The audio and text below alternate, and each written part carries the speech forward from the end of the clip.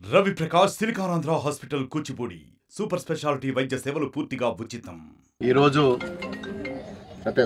మిడిదొడ్డిలో ప్రతి సంవత్సరం మరి జరిగే బోనాల పండుగలో ఆషాఢ మాసంలో జరుపుకునే ఉత్సవాలలో భాగంగా మరి మొట్టమొదటిసారి ఈ రోజు నుంచే మరి బోనాల పండుగ ప్రారంభోత్సవం చేసుకోవడం చాలా సంతోషం.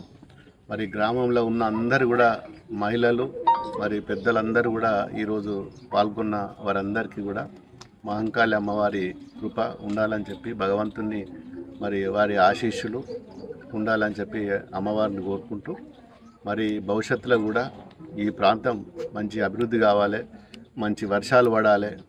మరి గతంలో కేసీఆర్ ప్రభుత్వం ఉన్నప్పుడు బ్రహ్మాండంగా మరి మల్లన్న సాగర్ నీళ్ళు కానీ ఈ కాలువల ద్వారా మిడిదొడ్డి మండలం అంటేనే పూర్తిగా కూడవెల్లి వాగులో వచ్చే నీరు ద్వారా మరి పొలాలు పంటలు పండించుకొని నాట్లు పోసుకొని మరి వేల ఎకరాలకు నీరు అందించిన ఘనత గత ప్రభుత్వం. మరి ఈ ప్రభుత్వం వచ్చిన తర్వాత పూర్తిగా నిర్వీర్యమైపోయి రైతులను పట్టించుకునే నాదుడే లేకుండా అయిపోయినారు. మరి కరెంటుకు సంబంధించింది కానీ సరి అయిన సమయంలో కరెంటు కూడా వస్తలేదు. ఏదన్నా గ్రామంలో మరి కరెంటుకు సంబంధించి మా రైతులు మరి ట్రాన్స్ఫార్మర్ల కోసం కానీ మీటర్ల కోసం కానీ మరి బాయిల కాడ పోల్స్ వేసుకోవాలంటే కూడా మరి పోల్స్ కూడా ఇచ్చే పరిస్థితిలో లేని దుస్థితి మరి కాంగ్రెస్ ప్రభుత్వంలో ఉండడం చాలా బాధాకరం. International Lab Facility, Student Lead Startups, Great Academic Exposure, KL, deemed to be University. మరి ఇక్కడ ఈ ప్రాంతంలో పూర్తిగా అందరు కూడా రైతులు. మరి ఆ రైతుల కోసమే గొప్పలు చెప్పుకున్న ఇప్పటి ప్రభుత్వం మరి రైతులను పూర్తిగా నచ్చడం ఉంచే పరిస్థితిలో ఉన్నారు.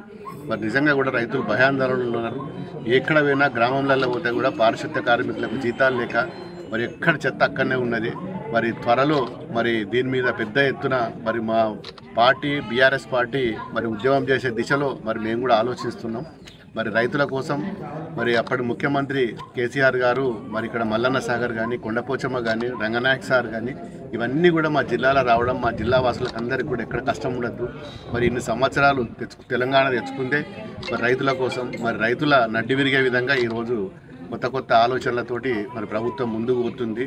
పొద్దున్న లేసే సాయంత్రం దానికి కక్ష సాధింపు తప్ప మరి ఇప్పుడు ప్రభుత్వం ఇంకొక ఆలోచన కూడా లేదు. మరి రైతులు కష్టాలలో ఉన్నారు, ఎట్లా ఆదుకోవాలి, మరి గ్రామాలను ఎట్లా అభివృద్ధి చేసుకోవాలి.